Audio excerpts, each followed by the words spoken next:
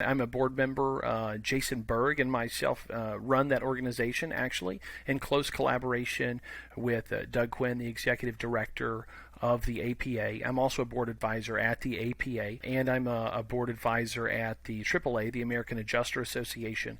Through all of those organizations, I've been very blessed to help affect positive legislation changes in multiple states over the past, let's say, 18 months. I've testified in front of Congress in Louisiana, in front of an insurance subcommittee discussing issues with insurance claims from Hurricane Laura, and I'm really passionate and looking forward to continued work nationwide, especially in Washington, D.C., to make sure that there's a level playing field out there, and that our customers and our clients are not taken advantage of, which usually also hurts our organizations, our companies, and the employees that work for us.